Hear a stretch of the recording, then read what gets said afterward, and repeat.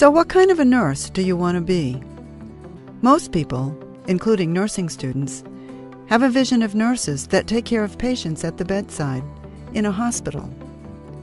We all agree that nurses do not like to see their patients suffer, and they want to make their patients' lives better. And most nurses become nurses because they really want to make a difference. So what if you can make a big difference instead of just one person at a time? That's the power of a community health or public health nurse. They take care of populations. Let's meet Maria. Maria graduated about a year ago. She works at Major City Hospital on a busy floor, and she loves her job.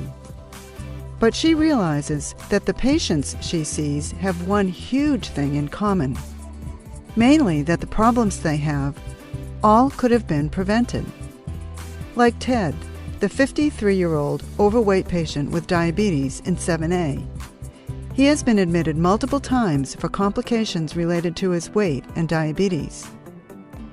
Currently, he has been admitted for a below-the-knee amputation, which makes Maria very sad, and she wonders if early detection and intervention could have prevented this major traumatic surgery and suffering. Maria knows how hard it will be for Ted, who has been the primary breadwinner in his family and has worked for 20 years as a fireman. She wonders what his life will be like after his amputation. Maria also wonders how her role as a nurse could reach patients sooner, so that patients like Ted don't have to suffer. So Maria starts investigating other possibilities for nursing roles and learns that there are many jobs out there in the community that she never thought of before. Maria learned that there are maternal and child health care nurses who visit new moms in their home to ensure that the babies get off to a healthy start and that high-risk new moms learn important child care skills. She discovered that school nurses teach children healthy eating habits at an early age and perform health screens to pick up early health problems. Maria discovered public health nurses work at the state or municipal level and often assess their whole communities to see what problems need to be addressed. They are skilled in epidemiology and know the latest trends and diseases, like new cases of TB or a measles outbreak. She was happy to learn about occupational health nurses or employee health nurses who work in companies or hospitals and keep the employees safe at work and also screen to identify early problems. Although Maria had heard about visiting nurses, also called home care nurses, she didn't realize how very sick patients were when discharged from the hospital, and what a difference being home meant to the patient, especially elders. They get better much faster in familiar surroundings. Maria was also surprised to learn about the high job satisfaction of hospice nurses who cared for patients at the end of life. She learned that there is a satisfying sense of closure in being there for patients and families whose goal is to experience a good death according to the patient's wishes. Maria also learned that some community health nurses work with grassroots advocacy groups or as a lobbyist and get involved at the policy level. After researching the numerous kinds of community and public health nursing roles, Maria concluded that nurses working in the community have a greater opportunity to positively influence their patients' lives. Community nurses can see the big picture and know how to advocate for their patients. But Maria's big takeaway was how many really interesting jobs there are outside of the hospital. And by working at the community or public health level, she can work to stop many serious problems before they begin. So, now that you've seen the light, where will you go?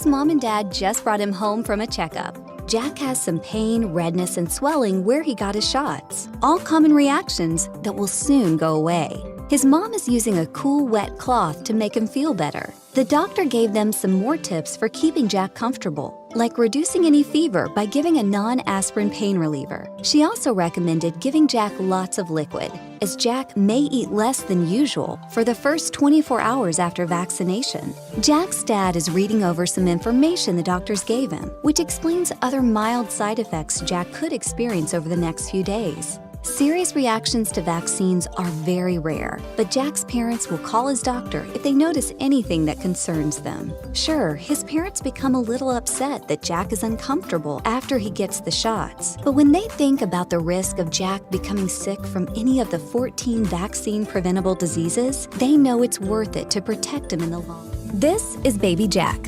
Vaccines help Jack fight infections by introducing a small number of antigens into his body. Antigens are parts of germs that cause Jack's immune system to go to work. After Jack gets a vaccine, his immune system will remember the vaccine antigen and attack that germ if it ever invades his body again. The antigens in vaccines are weakened or dead, so they do not cause illness. Vaccines contain only a tiny fraction of the antigens that Jack encounters in his environment every day. It'll take a few weeks for the vaccines to start working, and Jack may need more doses later to best protect him. That's why Jack's parents are following the recommended immunization schedule, because it is designed to give him the best protection possible from 14 serious diseases. What can you make your family for dinner that's healthy and tastes good? You can follow the plate method. This healthy eating plan works for everybody, including people with diabetes. Indeed, making nutritious, healthy meals will be a snap. What's a healthy plate? It's a way to control your serving sizes where you don't have to count.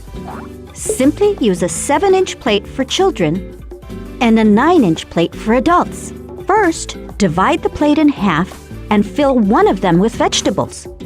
There are 2 types of vegetables: starchy, like potatoes, corn, peas, or plantains, and non-starchy, like zucchini, jicama, cucumbers, carrots, or salad. If you have diabetes, fill half your plate with non-starchy vegetables. Then fill 1/4 with whole grains or starches, like brown rice, corn, beans, or whole wheat pasta. In the other quarter, add some lean protein like tofu, grilled fish, or chicken. What about adding a side of tortilla or bread? That's hard to resist, I know! The trick is, serve yourself a smaller portion of the other starches on your plate instead. To complete your meal, add a drink like unsweetened coffee, tea, or a glass of milk. But remember that drinking 8 ounces of milk affects your blood sugar just as it would if you ate another tortilla or a slice of bread. Or you can also choose water with a squeeze of lemon or lime. How you create your plate is up to you.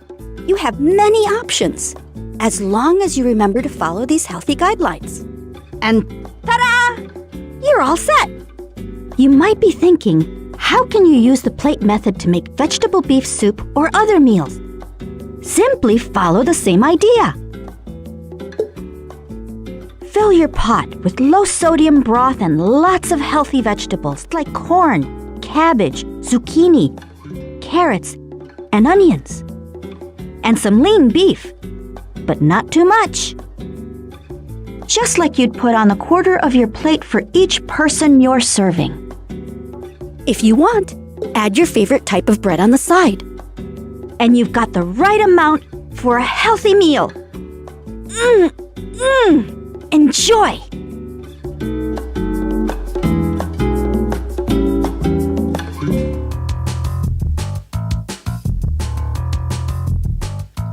Hand washing should take you about 1 minute. Use a timer or count from 1 to 10 in each of the following steps. Wet hands with water and apply enough soap to cover all surfaces of the hands. Let the water run smoothly to avoid touching the tap later on. Rub hands palm to palm to obtain a good quantity of foam, Then rub right palm over the back of left hand with interlaced fingers, and vice versa. Rub again palm to palm with fingers interlaced. Rub the back of your fingers to opposing palms with fingers interlocked, repeating this action for each hand. Rub rotationally left thumb clasped in right palm, and vice versa. To clean the tips of the fingers, rub rotationally backwards and forwards with clasped fingers of right hand in left palm, and vice versa. Rinse hands thoroughly with running water. Dry hands thoroughly with a single-use towel. If the tap is not elbow-operated, use this towel to turn off the tap without touching it directly. Your hands are now clean and safe.